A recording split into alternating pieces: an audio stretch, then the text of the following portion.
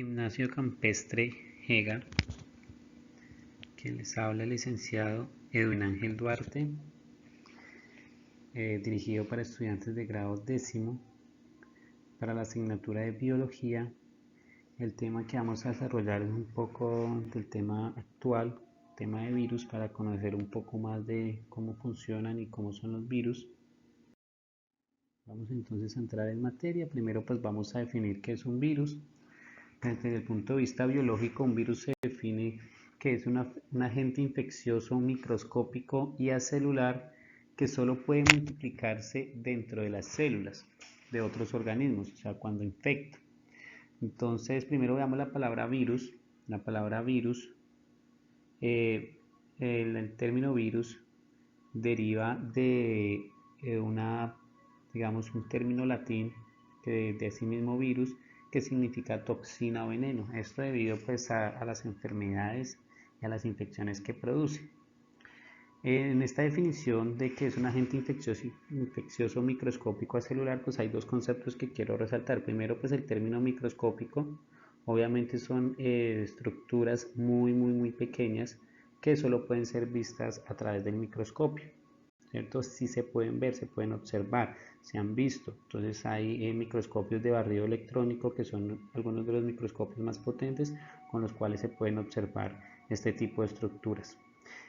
También hay otro término importante, que es el término acelular, es decir, que no es una célula como tal. Los virus no se catalogan como organismos vivos, no están contemplados dentro de los 5 reinos de la vida, ¿cierto? Tienen unas características bastante particulares, pero pues no se puede clasificar como seres vivos. Otra característica aquí de la definición es que solo puede multiplicarse dentro de las células de otros organismos. Para que el virus se pueda reproducir, es necesario que infecte a otras células y asimismo pues empezar a crear copias de sí mismo. Por esta razón, los virus no se catalogan como seres vivos. ¿Listo? Recordemos que una característica de un ser vivo es aquel que tiene la capacidad para realizar todas las funciones biológicas, como nacer, crecer, reproducirse y morir. Bueno, pues digamos las primeras, por sí mismo, nacer, crecer y reproducirse por sí mismo. Eso es un ser vivo, como una bacteria, un hongo, una planta, un animal. Pero los virus no tienen esta capacidad por sí mismos. Ellos necesitan infectar una célula para poderse multiplicar. Entonces, por esta razón no se cataloga como un ser vivo. Aquí vamos a ver algunos ejemplos de unos virus. Entonces, tenemos 3 tipos de virus. Tenemos el bacteriófago, tiene esta estructura bastante particular, una cabeza, una cápside y unas proteínas que les va a servir de anclaje a la célula que infecta. El nombre bacteriófago pues me está indicando que son virus que van a afectar a las bacterias. Entonces las bacterias también son atacadas por virus. Acá tenemos un adenovirus, un ejemplo de un virus también, el adenovirus, y acá tenemos un virus ya muy conocido por la humanidad, que es el virus de inmunodeficiencia humana o el VIH, que produce una enfermedad conocida como SIDA, una enfermedad de transmisión sexual. Aquí tenemos el ya conocido, el popular coronavirus, un ejemplo del coronavirus. Recuerden que hay muchos tipos de coronavirus. El que está actualmente infectando a la humanidad se conoce como SARS-CoV-2, ¿cierto? Debido pues a la enfermedad que produce. La enfermedad se llama COVID-19. Entonces este es un tipo de coronavirus. Vean su estructura y sus características. Vamos a ahondar un poco pues en la estructura del virus, cómo es este virus. Entonces acá tenemos una imagen que me permite explicar un poco más este tema de la estructura del virus. Entonces tenemos 2 tipos de virus, un virus desnudo y un virus con envoltura. En el virus desnudo es muy básico, está formado por una cápside y cada cápside está formada por pequeñas partes llamadas capsómeros. Y dentro de la cápside se encuentra una estructura genética, el ácido nucleico, que puede ser ADN o ARN. En cualquiera de los casos, pues esta molécula necesita ingresar a la célula para generar copias y producir muchos más virus. Acá tenemos otro ejemplo, un virus un poco más complejo. Esto es un virus que tiene envoltura. Entonces tenemos el material genético, tenemos la cápside formada por los capsómeros, pero además, aparte, tenemos una envoltura proteínica que hace que el virus sea mucho más resistente a las condiciones medioambientales. Entonces son virus que pueden sobrevivir mucho más tiempo en el aire, en el agua, ¿sí? Entonces estos virus con envoltura pues son mucho más infecciosos y presentan una problemática mucho mayor en términos clínicos, en términos epidemiológicos.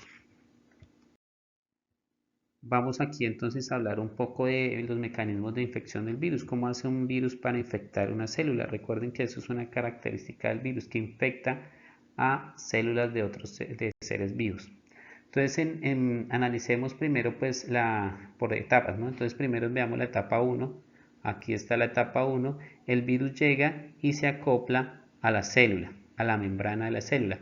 Para ello tiene estas proteínas en su envoltura o en su cápside que le va a permitir adherirse a las proteínas de la membrana. Entonces ellos tienen unos mecanismos para engañar a la célula, hacerla creer que digamos es un agente benéfico. Entonces la célula no puede diferenciar o no puede determinar que el virus es una infección, que el virus es un agente patógeno, por lo tanto va a permitir su entrada.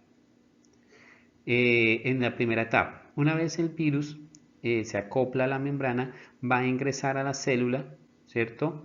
Va a llevar, ¿cierto?, su material genético hasta el núcleo de la célula. Recuerde que en este caso es una célula eucariota que tiene un núcleo verdadero separado por membrana y en ese núcleo se encuentra el material genético. Allí va a haber una síntesis del ARN y una replicación del mismo. Una síntesis de ARN mensajero y una replicación del ARN. ¿Listo? Recuerde que eso es material genético. Una vez se ha producido todo lo demás, se ha copiado el material genético del virus al material genético de la célula va a empezar a leer esta información y va a empezar a producir copias idénticas del virus aquí en la etapa 3. Vean cómo se empiezan a producir diferentes tipos de proteínas y estructuras que les van a servir para ensamblar muchos más virus. ¿Listo? Entonces, en este punto ya la maquinaria de la célula ha sido captada completamente por el virus, por lo tanto se va a empezar a producir una gran cantidad de virus y de copias del mismo dentro de la célula.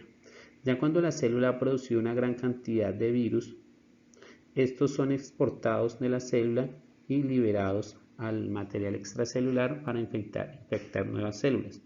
Es un mecanismo, digamos, que presenta un alto índice de reproducción, de producción de virus, porque por cada virus que entra a una célula se pueden producir 100, incluso muchas más copias. Y esos 100 van a ir a otras 100 células a producir en cada una de esas células otros 100 virus. Entonces, cuando una persona está infectada por virus, el índice de infección y los síntomas que estas presentan pues van a aumentar muy drásticamente. Esta imagen permite representar, como les decía, cómo es el mecanismo de acción y de infección de los virus.